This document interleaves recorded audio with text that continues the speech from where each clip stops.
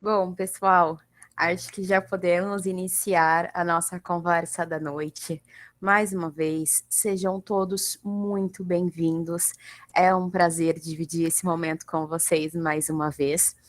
Para quem está aqui na aula e não me conhece, meu nome é Natasha Vasconcelos, sou farmacêutica por formação, sou pós-graduada em cannabis medicinal, já atuo no mercado magistral há 8 anos, quase 9 já, e hoje eu separei algumas coisas muito interessantes para a gente discutir. As maiores tendências de mercado no universo de saúde da mulher, tem muita coisa legal para a gente conversar hoje.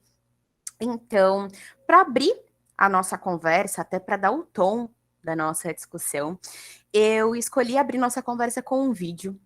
Esse é um vídeo de manifesto. É um vídeo bem rapidinho, ele tem ali quase 1 minuto e meio. Eu vou rodar esse vídeo para vocês e em seguida a gente já começa a nossa discussão científica. Combinado? Eu vou fechar um pouquinho a minha câmera e o meu microfone, pessoal, para não atrapalhar o vídeo para vocês. Qualquer dúvida que vocês tenham, eu estou aqui, pode mandar mensagem, a Paula também.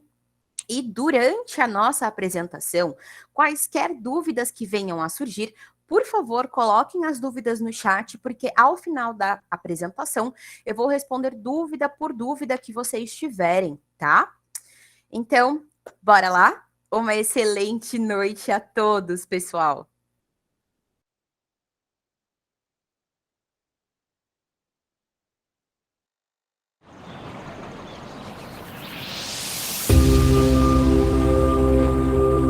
Somos forças da natureza.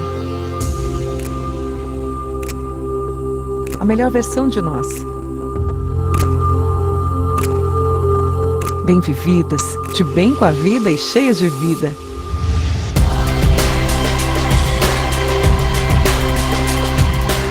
Diversas, múltiplas e únicas, férteis, fortes e femininas. A soma da razão com sensibilidade, da ciência com sabedoria, da prevenção com felicidade. Somos mais bolo e menos bula, mais festa e menos preguiça, o tempo passando sem pressa, os planos possíveis, o vício, vigor, energia, equilíbrio, prazer e movimento. A beleza, sem truque ou retoque, sem tabus ou preconceitos. O amadurecer sem adoecer. A sensualidade, a liberdade, a produtividade e tudo de mais incrível que vem com cada idade.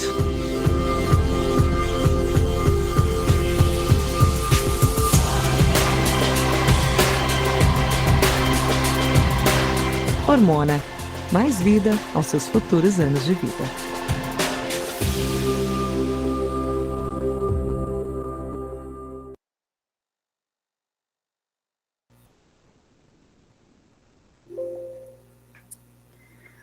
Bom, pessoal, esse foi o nosso vídeo de manifesto. Eu espero que vocês tenham gostado. Eu sou bem suspeita para falar. Esse vídeo me emociona bastante sempre. Mas ele traz um assunto muito importante, do qual a gente vai falar hoje, tá? Eu vou compartilhar com vocês a minha apresentação. E vocês podem dizer se não estiverem conseguindo visualizar bem, tá? Vamos lá.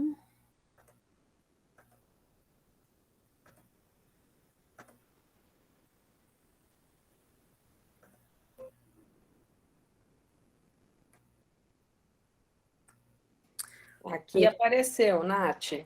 Tá ok? Então, maravilha! Vamos começar essa nossa jornada de conhecimento de hoje, pessoal. Bom, hoje a gente vai falar sobre um tema bastante interessante, bastante moderno, que é a importância da saúde ovariana no alcance do health span feminino, tá? E para isso, eu gostaria primeiro de nos apresentar para quem não nos conhece, tá, pessoal? Bom, Pessoal, nós somos a Aegis, tá? A Aegis, ela é a primeira Health Span Company do Brasil.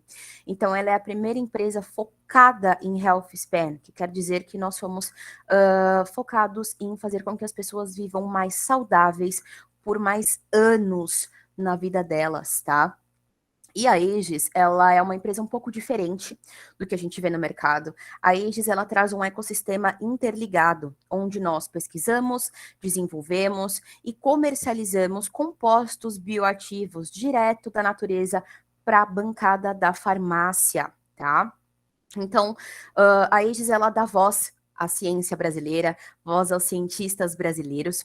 Nós temos uma parceria com o Laboratório de Pesquisas em Fármacos do Departamento de Ciências Biológicas de Saúde da Universidade Federal do Amapá. Nessa parceria, os nossos estudos são conduzidos pelo Dr. José Carlos Tavares. Eu sou suspeita também para falar sobre esse profissional. Ele é um profissional incrível, com mais de 12 anos de pesquisa nesse meio. O Dr. Tavares, ele representa a fitoterapia amazônica para o mundo, tá? Ele, inclusive, ele tem uma cadeira cativa na Real Academia Nacional de Farmácia da Espanha. O Dr. José Carlos Tavares tem mais de 270 artigos lançados, ele está presente no FDA, está presente na Farmacopeia Brasileira de Fitoterapia. São mais de 6 livros lançados correlatos a esse tema. Então, a Aegis, ela chega com muito peso no mercado, com muita autoridade sobre o que a gente fala, trazendo o melhor do potencial terapêutico que a Amazônia dispõe hoje para soluções de saúde, tá? Bom, pessoal, então acho que a gente já pode começar a contextualizar o tema pelo qual a gente vai falar hoje. Hoje eu vim aqui conversar com vocês sobre saúde ovariana, tá, pessoal? Por que que eu optei por vir falar com vocês sobre esse tema? Saúde ovariana, hoje, é um dos temas mais modernos no universo da mulher, tá? E esse tema, ele chega em discussão, ele vem a público em uma discussão baseado em 2 principais pilares. Hoje, quando a gente fala de saúde feminina ou de saúde da mulher, um dos temas mais amplamente discutidos é o climatério, tá?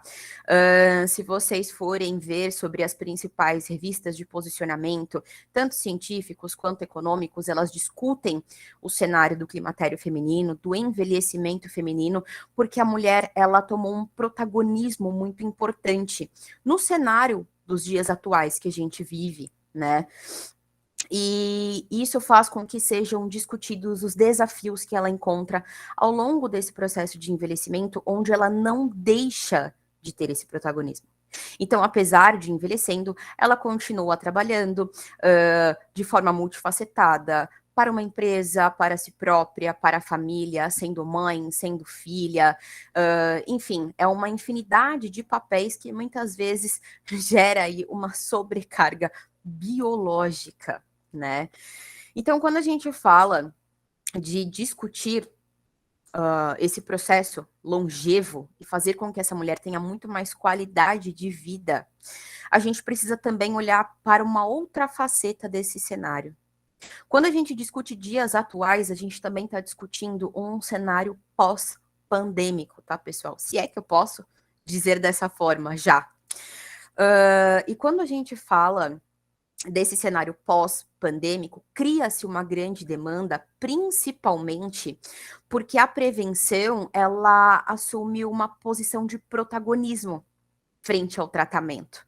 Então, as próprias pessoas, os próprios pacientes, assim como os profissionais de saúde, eles assumem uma postura de que a prevenção é necessária e que muitas vezes é necessário prevenir para não remediar. Tá? Então, discute-se as fases desse climatério, como essa mulher pode transitar por essas fases com uma maior qualidade de vida, com menos problemas de saúde correlatos a esse processo, como eles podem ser evitados e como a gente faz com que muitos desses sintomas possam ser prevenidos de forma natural, preservando essa mulher de um envelhecimento biológico acelerado, tá? E do ponto de vista mercadológico, pessoal, é uma grande oportunidade em todos os sentidos, tá? Uma vez que o público nativo de uma farmácia magistral são mulheres, em sua grande maioria longevas. A gente está falando de um público de mais de 70% que faz a busca por produtos magistrais. E desse público, a grande maioria são mulheres que têm uma idade de 35 anos ou mais. Dessa forma, a gente entende que, além de ser uma grande demanda, essa saúde feminina ela permeia por várias verticais médicas. Então, a gente está falando de um dermatologista, de um nutricionista, de um nutrólogo, de um endócrino, de um ginecologista, claro, mas eu também estou falando de um ortopedista, eu estou falando de um geriatra, eu estou falando de outros profissionais que acabam por receber demandas correlatas, uma vez que a gente começa a segmentar e entender melhor esses processos de envelhecimento femininos, tá? Então, isso se torna um grande ecossistema de muito interesse pelos profissionais da saúde, o que abre um grande espaço para debate multidisciplinar e para a construção de novos conceitos acerca da saúde da mulher. E é por isso que a gente está aqui hoje. A gente está aqui hoje porque esse é um tema silencioso que passa despercebido muitas vezes entre as mulheres. Pessoal, saúde ovariana não faz parte do conceito de saúde dessas mulheres. Elas não entendem que a saúde ovariana é um conceito que compõe o estado de saúde, assim como muitos outros. Da mesma forma que a gente tem saúde metabólica, saúde óssea, a gente precisa preservar essa saúde ovariana, né? E por que eu tô batendo tanto nessa tecla de saúde ovariana, se um dos maiores temas é o climatério e o outro é a prevenção? Porque a saúde ovariana, ela concilia e une esses dois temas de uma forma única. Por quê? Porque quando a gente fala dos principais cientistas e dos principais trends a respeito desse tema, eles trazem para nós que o ovário é o pacemaker do envelhecimento feminino. Ou seja, o ovário é o nosso marca-passo de envelhecimento biológico. Então, os ovários tornam-se aí um lugar de destaque nesses holofotes, e também se tornam um ponto de atenção em um desses pilares, que é a prevenção. Se o meu ovário é o meu marca-passo de envelhecimento, então eu não posso reverter esse processo, mas eu posso prevenir. De que forma eu posso prevenir esse envelhecimento? Preservando esse ovário, mantendo ou realizando a manutenção do que a gente chama hoje de saúde ovariana. Tá? E quando a gente fala, pessoal, em manter a manutenção ou prevenir esses danos precoces, a gente está falando de começar uma atenção a esse tema um pouco mais cedo do que as mulheres estão habituadas. Então, quando a gente fala de preservação da saúde ovariana ou manutenção da saúde ovariana, a gente está falando aí de uma faixa etária que deve se atentar a esse cenário a partir dos 35 anos. Por que a partir dos 35 anos? Vejam, eu trouxe para vocês um gráfico que mostra o declínio hormonal ao longo do envelhecimento feminino, né? Então, vejam, entre os 30 e 40 anos, eu tenho uma faixa de instabilidade hormonal. Normalmente, são a partir desses anos que começam os sintomas relacionados a sinalização de envelhecimento feminino, tá? Então é onde a gente tem um pico, mas também tem o início do declínio. Qual é o problema disso, pessoal? É natural que esse declínio seja sentido por parte da paciente, que ele seja sinalizado de forma sintomática a partir dos 40 anos. Se isso acontece antes, a gente começa a ter um problema. Então, por mais que esse declínio pífio, ele seja muitas vezes assintomático antes dos 40 anos, ele já existe, biologicamente falando, e ele já acelera esse processo de envelhecimento. Então, é por isso que quando a gente fala nesse tema, a gente sugere essa prevenção a partir dessa idade jovem. E de que forma a gente realiza essa prevenção, pessoal? Se vocês jogarem nos principais buscadores científicos, como o PubMed, por exemplo, o tema saúde ovariana, vocês vão ver que no último ano a gente teve um pico. Se vocês jogarem os dois últimos anos, são mais de 1.000 artigos a respeito desse tema, tá? E na maioria deles, quando vocês buscarem formas, né, de fazer essa prevenção, essa manutenção ovariana, eles sugerem o uso de antioxidantes potentes. Porque a maior agressão que esses ovários podem sofrer ao ponto de alterarem o seu funcionamento é a agressão oxidativa, tá? Bom, para que a gente consiga entender melhor esses desníveis aí hormonais e biológicos que essa mulher sofre, a gente precisa contextualizar o que é esse climatério e o que é menopausa. Muitas pessoas acham que é a mesma coisa. Não, não é. Estamos falando sobre temas distintos. Complementares, mas distintos, certo? Bom, então quando eu falo, pessoal, de climatério, a gente traz fases, tá? E eu vou explicar um pouquinho mais sobre cada uma delas para vocês. A pré-menopausa ou a perimenopausa, tá, pessoal? Qual é o certo? Pré-menopausa ou perimenopausa? Os dois termos estão corretos, desde que posicionados no momento coerente. A pré-menopausa, ela é um grande período que compreende desde a menarca, que é a primeira menstruação da mulher, até o primeiro sintoma do climatério. A partir do momento que essa mulher começa a sentir de forma manifesta esses sintomas de declínio biológico, a gente diz que ela entrou na perimenopausa, é a fase sintomática. Qual que é o grande problema disso tudo? Normalmente, esses primeiros sintomas que são sentidos, eles são facilmente confundidos com uma TPM, por exemplo.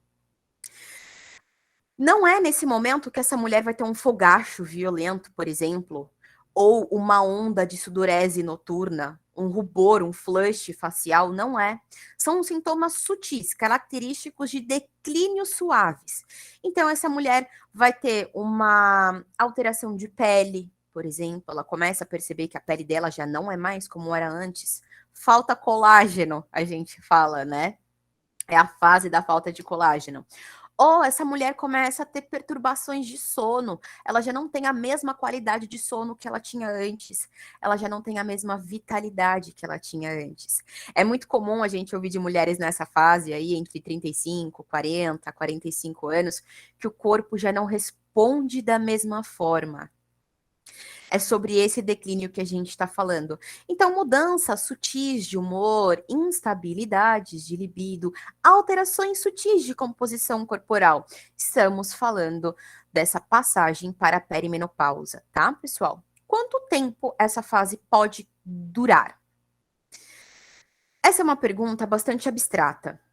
É muito particular de mulher para mulher. Essa fase, ela pode durar meses, 3, 4 meses, ou essa fase pode durar 10 anos até a menopausa de fato.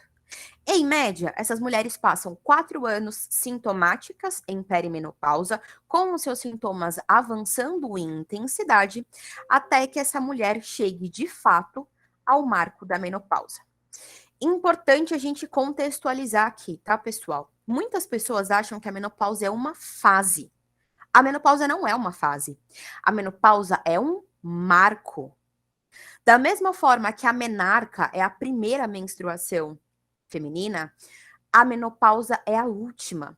Ela marca uma transição entre o período reprodutivo para o período não reprodutivo da mulher, tá? E essa menopausa, ela traz esse marco, né? Ele traz um problema para nós, do ponto de vista profissionais da saúde, tá?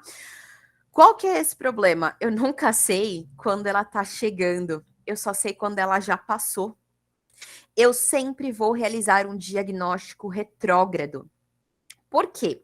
Porque a convenção de caracterização clínica da menopausa, pessoal, é o seguinte: reconhecida retrospectivamente quando há 12 meses consecutivos de amenorreia, ou seja, quando fazem 12 meses que essa mulher não menstrua, desde que em condições normais de fisiologia, tá? Claro que existem outros cenários onde a mulher tem alguma patologia ou algum distúrbio fisiológico que faz com que ela tenha essa condição de amenorreia, mas no geral, em condições normais, após 12 meses de amenorreia, essa mulher, ela é considerada menopausada.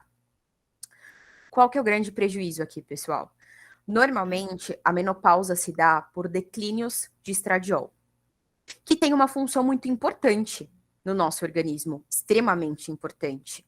Funções de regulação de humor, funções de anabolismo ósseo, funções de regulações de matriz extracelular, colágeno, regulações de mucosas. Então, a gente está falando de uma série de fatores que estão ligados a um pilar que começa a ruir com o passar desses anos.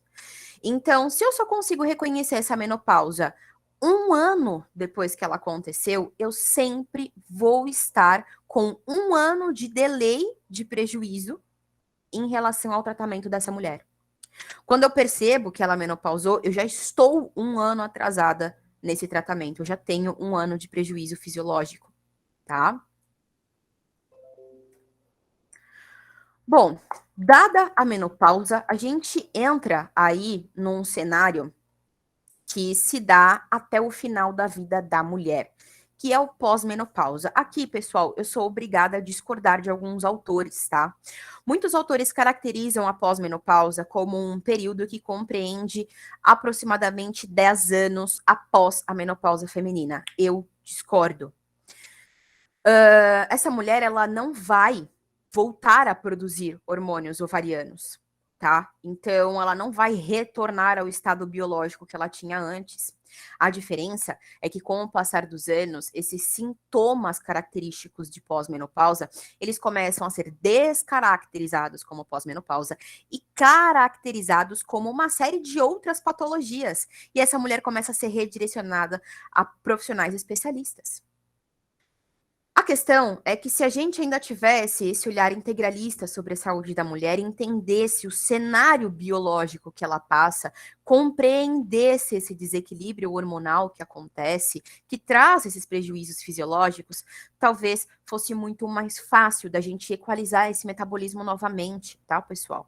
Então, quando eu falo de saúde ovariana, gente, eu tô falando de uma demanda que compreende mulheres desde 35 anos a plus, a mais. Não existe um limite para isso. Nunca é tarde para a gente começar a ter um olhar mais atencioso sobre a saúde dessa mulher. E as soluções terapêuticas que a gente vai trazer hoje aqui para vocês, elas não são sobre amenizar sintomas ou tornar essas fases menos piores. Elas são sobre mais saúde, sobre mais qualidade de vida para essa mulher. Lembrem-se, nossa missão é fazer com que as pessoas sejam saudáveis por mais tempo. E para um organismo mais complexo biologicamente, como o da mulher, nós trazemos soluções mais complexas e completas, como o que eu vou trazer para vocês. Bom, quando a gente fala desse cenário pós-menopausa, né, que não tem esse final pontual, objetivo, a gente está falando, pessoal, de uma fase onde os sintomas que a mulher sentia lá na perimenopausa, lembra que eu falei para vocês? Eles começam a ser intensificados. De que forma? Bom, se a gente calcular que os sintomas, eles são pautados por declínios ou inícios de declínios hormonais, e eles acontecem em média por 4 anos até essa mulher menopausar. Já temos 4 anos na conta. Mais 1 ano para essa menopausa ser reconhecida. Temos 5 anos de prejuízos biológicos, fora os outros anos que vêm pela frente. Além de ter um papel importantíssimo na regulação de reestruturação óssea, a saúde ovariana também tem um protagonismo muito interessante na saúde cardiovascular. Então, muitas vezes, quando as mulheres dessa fase chegam no balcão da farmácia, chegam à clínica, ao consultório com queixas, que são as queixas, normalmente queixas sociais, que trazem preocupações, trazem anseios, desconfortos, como o ressecamento de mucosas, porque muitas mulheres chegam dizendo que o problema é ressecamento vaginal, só que o profissional que é um pouco mais atencioso e tem um olhar global sobre essa mulher, percebe, por exemplo, que se ela tem qualquer problema ocular, por exemplo, uma miopia, uma hipermetropia, e ela já não consegue mais usar lentes de contato. A boca dessa mulher racha, o nariz dela muitas vezes arde, as mucosas se ressecam, coçam, causam desconforto.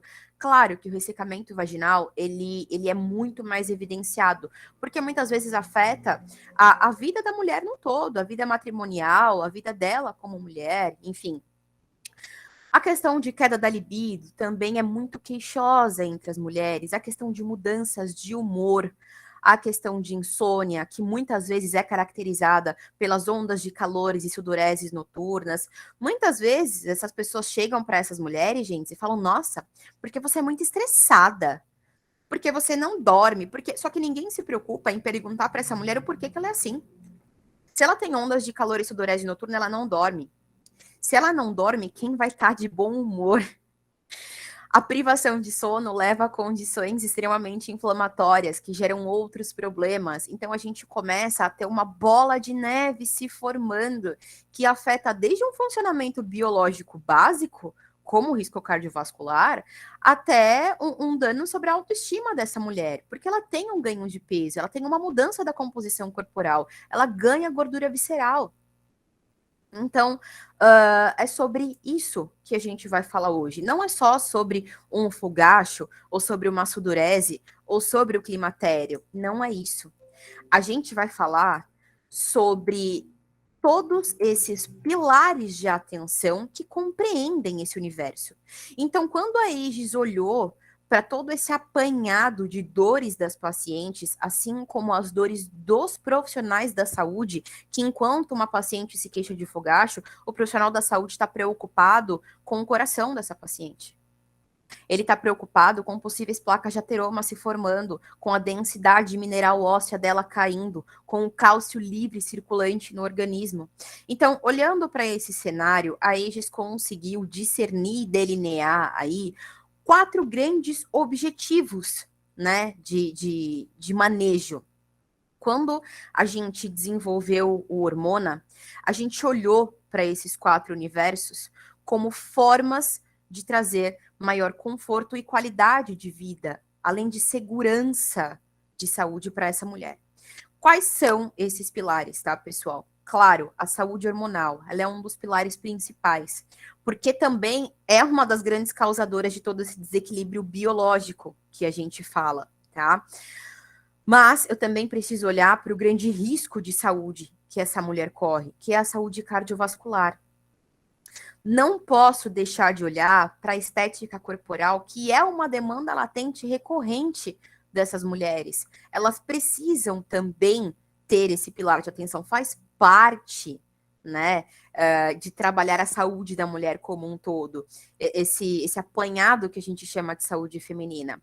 E por último, mas não menos importante, a gente precisa trabalhar um pilar que muitas pessoas enxergam como secundários, mas a gente enxerga como extremamente fundamental, que é a questão de energia, de libido e de cognição, que, querendo ou não, são complementares aos outros 3 pilares que a gente traz com evidência, certo? Bom, então, a partir desses 4 pilares de atenção na saúde feminina, pessoal, nasce o Hormona.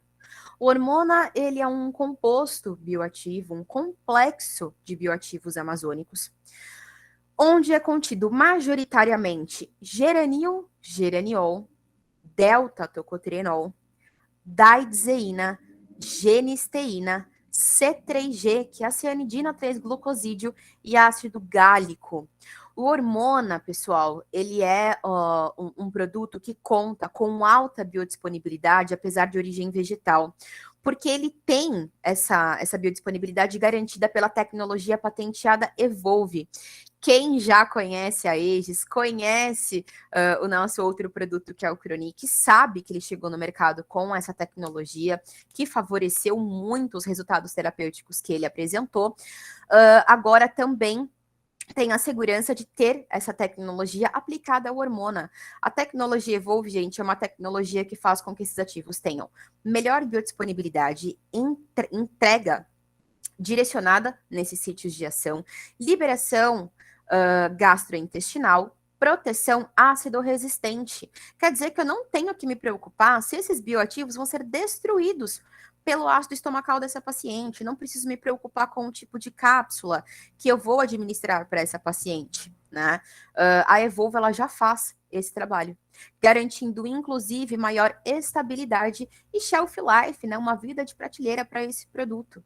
Então, mais uma vez, a Aegis vem pautada em muita segurança, muita autoridade no que a gente chama de tecnologia farmacêutica, né? Inclusive, pessoal, para quem não sabe ainda dessa novidade, hoje a Aegis reside no Distrito Inova HC. O Distrito Inova HC é um distrito de inovação e saúde, um dos maiores do Brasil. Ele está localizado no Hospital das Clínicas, que é o maior complexo hospitalar da América Latina, e nós da Aegis fomos convidados a residir lá, representando aí a tecnologia de nutracêuticos bioativos no Brasil, com o objetivo de pesquisar e escalar essas soluções terapêuticas para que elas sejam direcionadas aos maiores problemas de saúde que a gente tem no Brasil hoje.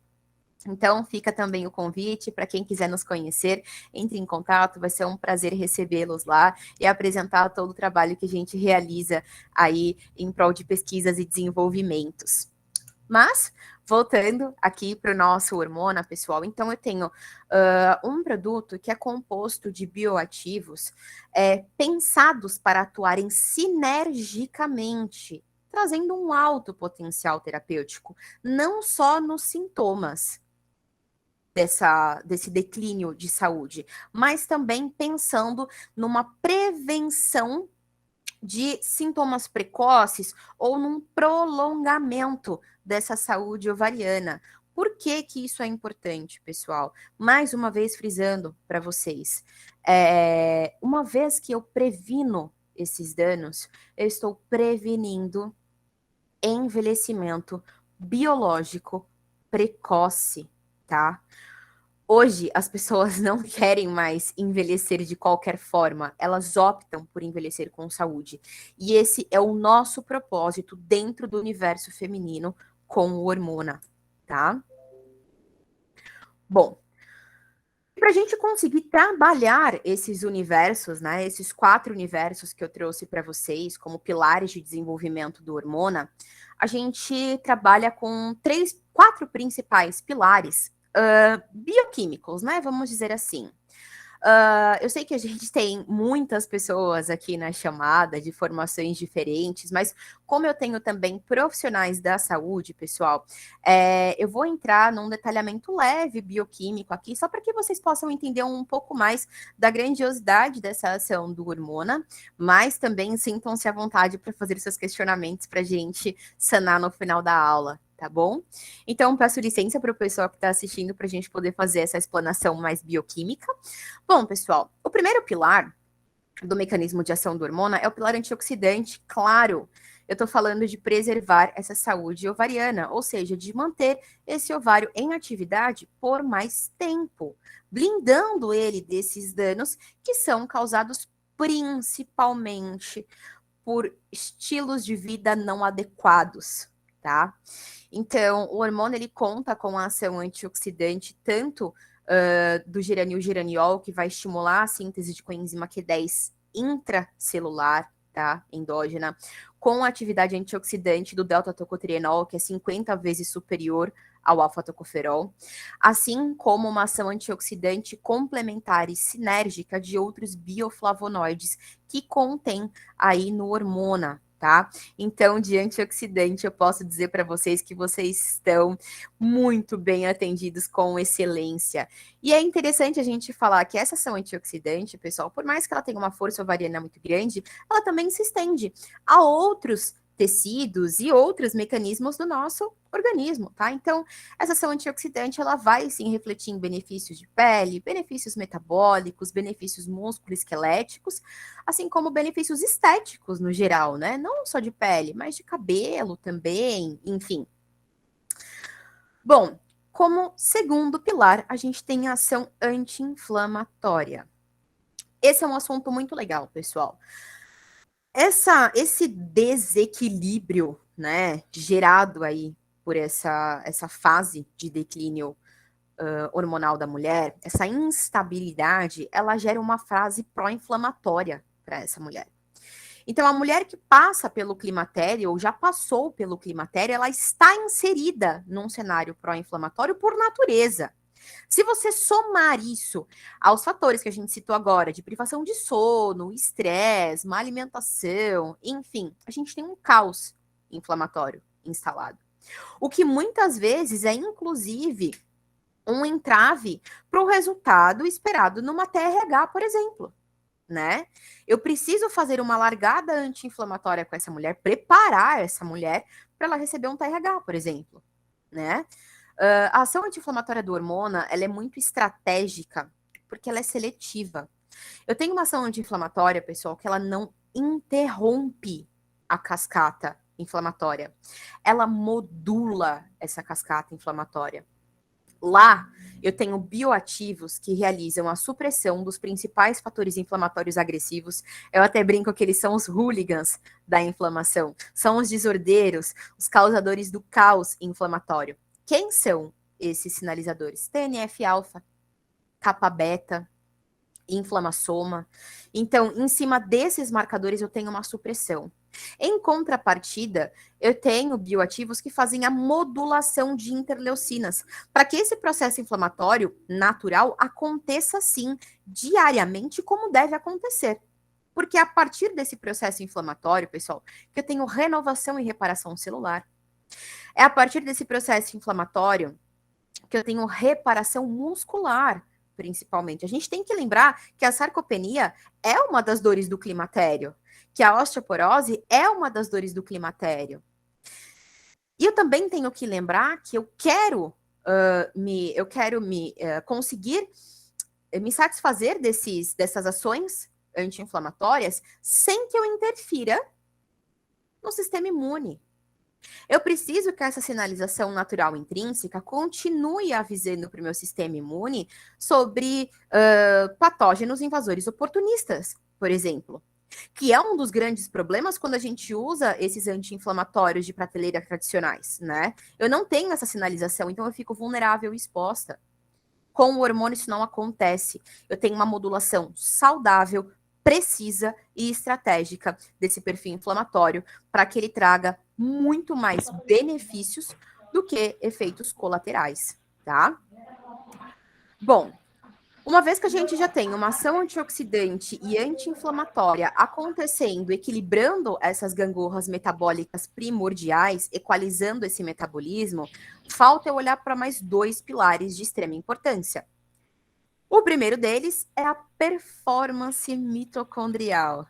Eu até brinco, gente, que depois da pandemia, a mitocôndria, ela virou a blogueirinha do momento, né?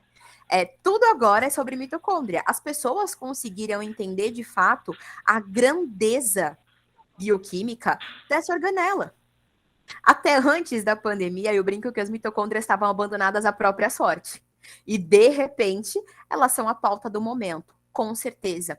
Porque os profissionais de saúde entenderam que, a partir da mitocôndria, que eu tenho chaves de regulação metabólicas.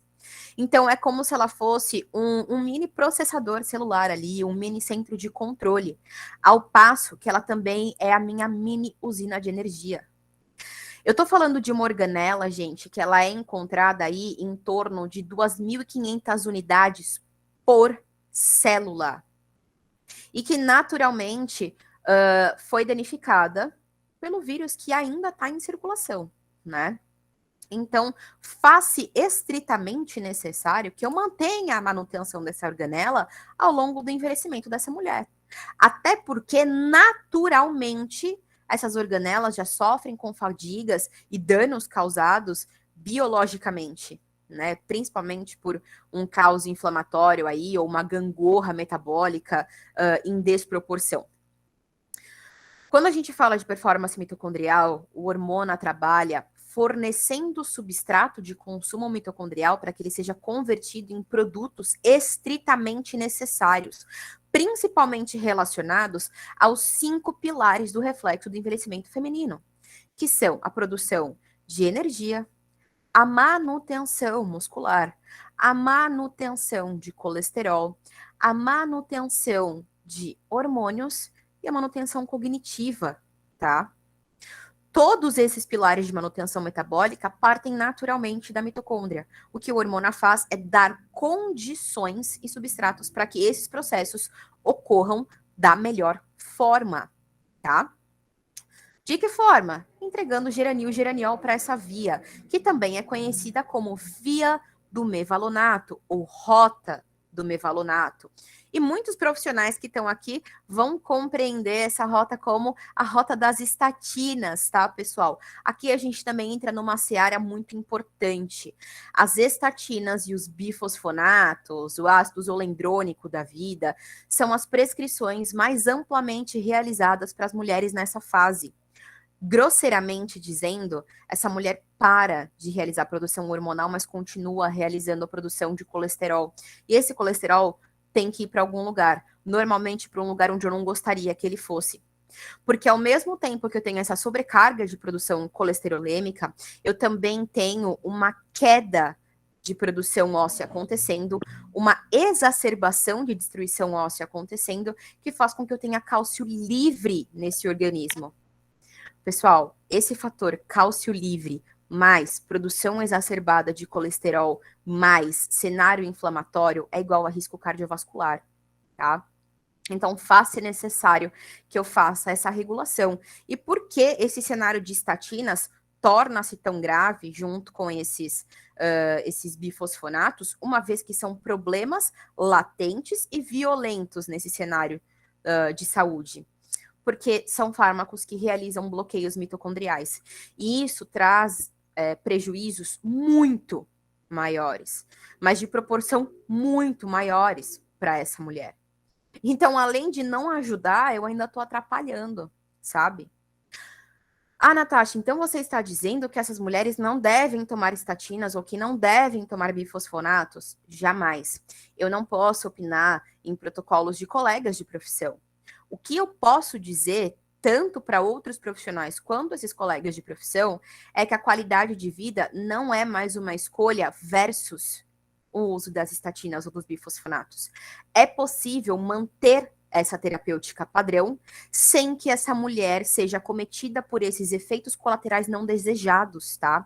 Hoje, pessoal, o Hormona é o único recurso que eu tenho dentro do cenário de saúde ovariana, dentro do cenário de saúde feminina, que consegue mitigar e prevenir os efeitos colaterais causados por esses fármacos, através justamente dessa manutenção de função mitocondrial, certo? Então, além de fornecer esse substrato para o melhor funcionamento, eu também tenho bioativos que atuam como mitoprotetores, protegendo essas mitocôndrias de apoptose prematura, tá? Garantindo essa manutenção aí de energia, principalmente, assim como outros parâmetros metabólicos, por mais tempo ativos para essa mulher. Ok? Bom, o nosso último pilar de mecanismo de ação é a modulação hormonal, pessoal. Claro, eu deixei por último, mas não ia deixar de falar disso. Quando a gente fala de modulação hormonal, muitas pessoas da área da saúde se manifestam com: é simples, é só adicionar testosterona a essa mulher. Ou é simples, é só adicionar estradiol a essa mulher. Ou é simples, é só adicionar progesterona nessa mulher. Na verdade, pessoal, não é tão simples dessa forma, mas passa a ser se você dá condições para esse organismo contribuir para a sua própria homeostase. Nós somos especialistas em manutenção metabólica, o nosso corpo foi projetado para isso. Então, nada melhor do que dar condições para essa máquina perfeita executar a sua melhor execução. Quando a gente fala de mecanismos de ação do Hormona, e eu vou entrar um pouco mais profundamente nesse tema um pouquinho mais para frente, eu estou falando sobre uma modulação hormonal completa. O hormona contribui para a modulação hormonal de testosterona, progesterona e estradiol. Porque quando a gente fala de saúde hormonal, é sobre proporção e não sobre quantidade. É uma coisa muito particular. Arrisco até dizer que cada ser humano tem a sua identidade hormonal única. E é para isso que o hormona contribui para a saúde hormonal dentro do cenário individual que cada mulher apresenta, tá? Bom, pautado nesses 4 pilares, pessoal, tanto de ação quanto de necessidade, aqueles 4 universos que a gente observou e delineou quando a gente desenvolveu o hormona, eu consigo apresentar para vocês agora benefícios de uma manutenção completa e sistêmica da saúde feminina no climatério, desde a prevenção até a manutenção longeva, tá? Passando e transitando por todos os parâmetros de atenção e queixa, tanto do paciente quanto do profissional de saúde, tá? Então, começando aí pela neuroproteção, eu preciso dessa estabilidade para uma boa longevidade. A ação anti-inflamatória do hormona se estende também a nível de micróglia, tá, pessoal? Então, eu tenho uma ação anti-inflamatória defendendo esse cérebro, assim como a atuação sobre fatores neurotróficos, como BDNF-alfa, garantindo que essa mulher tenha uma saúde cognitiva por mais tempo, através de neuroproteção, tá? A gente passa pelo equilíbrio das principais gangorras metabólicas, como eu falei para vocês, que é aquela ação anti-inflamatória, estratégica e bem eficiente, assim como toda a blindagem antioxidante que o hormona promove, sem interferir na reparação tecidual ou na sinalização imune. A gente passa pela manutenção da estética corporal, pessoal, que é um tema de muita relevância para essa paciente e muitas vezes também para o prescritor que está ali recebendo essas queixas. O hormônio ele favorece a síntese endógena de colágenos, pessoal, tanto colágeno tipo 1 quanto o colágeno tipo 3, que são essenciais tanto para a estruturação quanto para a recuperação da pele e dos tecidos em geral. A gente também tem bioativos que atuam no envelhecimento e degradação de colágeno. Então, a gente tem atividade sobre a manutenção de matriz extracelular, manutenção de MEC. O hormona tem bioativos que auxiliam na redução. Muita atenção que essa parte é importante para a mulherada que está assistindo. Muita gente busca esse efeito quando a gente fala de modulação hormonal. O hormona, ele auxilia na redução dos fatores de transcrição que regulam a adipogênese. Um dos maiores medos dessas pacientes, dessas mulheres, quando a gente fala de modulação hormonal, principalmente a modulação hormonal no cenário do climatério, é o ganho de peso. Elas têm medo de engordarem, elas têm medo de ganhar gordura visceral, gordura abdominal. Então, a gente trouxe bioativos aqui também pensando em reduzir esses efeitos não desejados desse equilíbrio aí, dessa harmonização hormonal. Passamos também sobre a modulação de progesterona e testosterona, tá? Pessoal, essa modulação, ela acontece através de uma ativação da cascata natural de esteroidogênese, tá? Através da proteína STAR. Então, através da via mitocondrial do mevalonato, a gente fornece o geranil-geraniol, gatilha essa produção hormonal nessa cascata através da proteína STAR, tá? Ou proteína aguda esteroidogênica. Trazemos também o potencial antiosteoporótico. Aqui, gente, nem sempre é uma queixa da paciente. Das mais antenadas, eu vou dizer que até pode ser, tá? Mas é muito mais uma queixa e uma preocupação dos profissionais que lidam com essas mulheres. Lembra que eu falei para vocês que são 4 anos sintomáticos, mais 1 ano para reconhecimento de menopausa? Só nesse período a gente tem 5 anos de declínio de massa óssea, tá? Então, faz-se necessário que tenhamos atenção sobre isso, até porque se essa massa óssea está declinando, esse cálcio está livre e circulante, que é o que eu não quero. Quando a gente fala do potencial antiosteoporótico do hormona, eu estou falando em uma ação que contribui para a síntese endógena de vitamina K2 na forma de MK4, que tem uma ação importantíssima no transporte ativo de cálcio, assim como fazer o intermédio de outras produções de adjuvância hormonal, anti-inflamatória, enfim. Assim como vai atuar na remodelação e melhora da resistência óssea. Lembrando, pessoal, que o hormônio estimula a produção de colágeno tipo 1, através da sinalização do gene COL-A1 mesmo. A gente estimula a produção através desse gene. Por que isso é importante? Porque o colágeno tipo 1 é o agente de resistência óssea dessa mulher.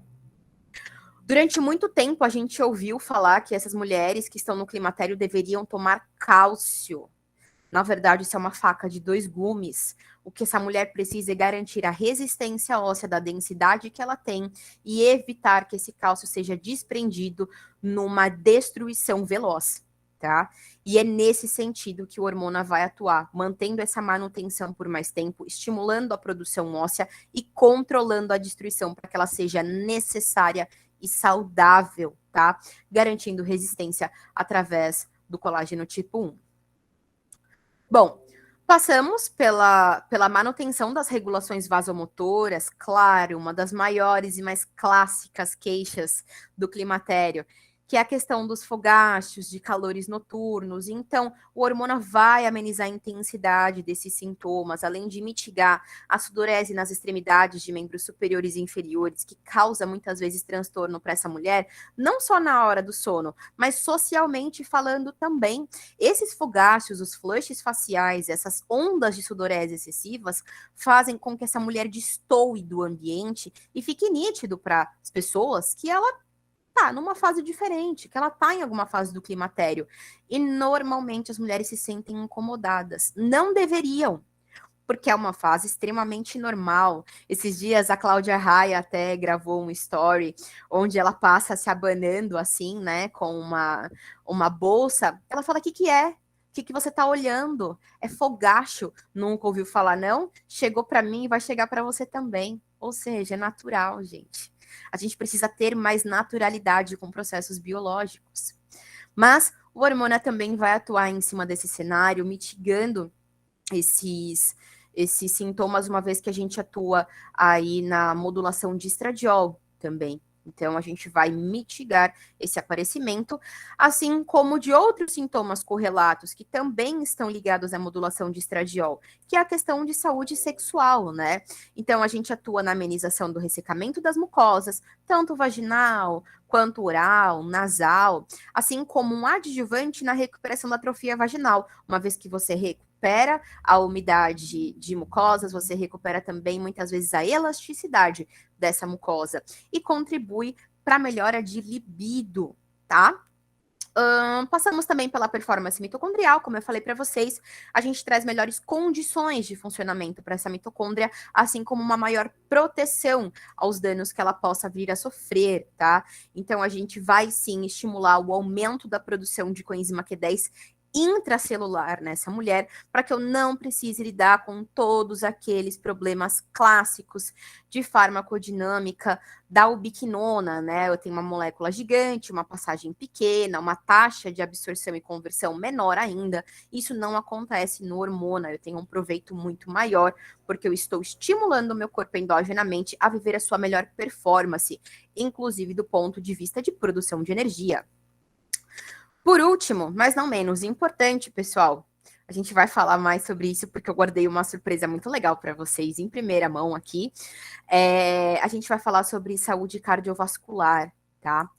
O hormônio, ele chega muito pesado nesse aspecto, porque quando eu falo de saúde feminina, eu também falo de mitigar os riscos graves que essa mulher corre com o processo de envelhecimento. Então, o hormônio, ele possui um potencial ateroprotetor, no gerenciamento de HDL e LDL, assim como triglicérides e colesteróis totais, impactando também na glicemia, tá? Então, bom, como maiores diferenciais hoje no mercado, a gente tem o Hormona como um modulador hormonal funcional e muito completo, que contribui para a saúde hormonal num todo, onde eu tenho manutenção de estradiol, progesto e testo, tá? Por que eu estou frisando tanto isso para vocês, pessoal? Porque hoje ele é o único recurso terapêutico no mercado com essa capacidade. Para o estradiol, eu tenho estruturas miméticas, né, ao 17-beta-estradiol, ou seja, eu trago bioativos que são em estrutura semelhante ao estradiol e vão se ligar nos mesmos receptores, trazendo todos esses benefícios que a gente acabou de relatar. E tenho também a modulação de progesterona e testosterona, que é necessário, pessoal. Os ovários também são responsáveis por produzir 20% da testosterona livre dessa mulher. Eu também preciso dar esse aporte. Lembrem-se, saúde hormonal não é sobre quantidade, é sobre proporção. Então, o hormona traz esse olhar, né, mais sistêmico para o mercado, podendo ser prescritos aí por profissionais de saúde, tanto farmacêuticos quanto nutricionistas, assim como médicos, sempre visando um bom acompanhamento profissional de qualidade e de profissionais bem capacitados, tá? Bom, essa era a surpresa que eu estava ansiosíssima para mostrar para vocês essa noite. Gente, eu estava aqui me consumindo para falar disso para vocês. Quem me conhece, já me viu em outros momentos aqui falando pela EGE, sabe o quanto eu sou entusiasta das pesquisas brasileiras e o quanto eu sou entusiasta de pesquisas sólidas, que trazem resultados de fato significativos para protocolos clínicos. Então, o Hormona, ele já chega no mercado com um estudo em publicação. Esse estudo vai ser publicado pela Moleculos, ele já foi enviado para publicação, acho que vai ser publicado ainda esse mês ou nos próximos 15 dias, né? A gente já cumpriu com todos os requisitos necessários, agora a gente tem que aguardar o fluxo normal de fila de publicação. Mas por que eu queria falar tanto sobre esse estudo, pessoal? Olha só. Isso que vocês estão vendo aqui na tela é o resultado de um estudo em vivo, feito durante 40 dias, tá? Onde eu tenho uma apresentação dos efeitos do hormona versus a simvastatina, tá? Eu tenho um estudo versus o medicamento mais prescrito do mercado para essa finalidade. Eu não sei vocês, gente, mas eu fico meio arrepiada de falar disso, é uma magnitude muito grande. Então, o que eu queria mostrar para vocês nesse estudo? Esse estudo ele foi desenvolvido para avaliar parâmetros de segurança hepática, assim como segurança renal, os impactos terapêuticos em cima de gerenciamento de colesteróis e seus parâmetros, assim como a avaliação ateroprotetora do hormona. Para que isso aconteça, o primeiro quadro que vocês veem aí, com uma grande placa de ateroma na parte superior, né, o primeiro quadro próximo à escrita, ele é o nosso quadro controle, onde esse grupo recebeu uma dieta hiperlipídica, rica em graxos de coco, tá? E foi tratada com placebo, água destilada, o básico, tá?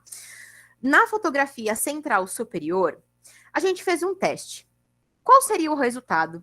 Se a gente pegasse a composição de bioativos, né, de compostos bioativos do hormona, e ao invés de somar daidzeína e genisteína numa determinada proporção, eu usasse só um extrato de germe de soja, que contivesse aí isoflavonas oriundas de soja. Eu tive esse resultado. Na tela tá um pouco pequeno para vocês, então eu não sei se vai dar para ver, mas eu ainda tenho um residual de ateroma ali. O suficiente para, num cenário caótico, como esse cenário biológico do envelhecimento feminino, um residual suficiente para que nesse cenário eu tenha acúmulo de novas partículas, né? Porque essa mulher não vai parar de produzir colesterol. Ela vai continuar perdendo cálcio. Eu vou continuar tendo um perfil inflamatório. Então, esse residual é o suficiente para gerar uma nova placa. Bom, não era o que a gente buscava ainda. Agora, nessa fotografia que vocês veem, que está contornada por um tracejado rosa, ali sim eu tenho o grupo que foi tratado com o hormona que eu apresentei hoje para vocês.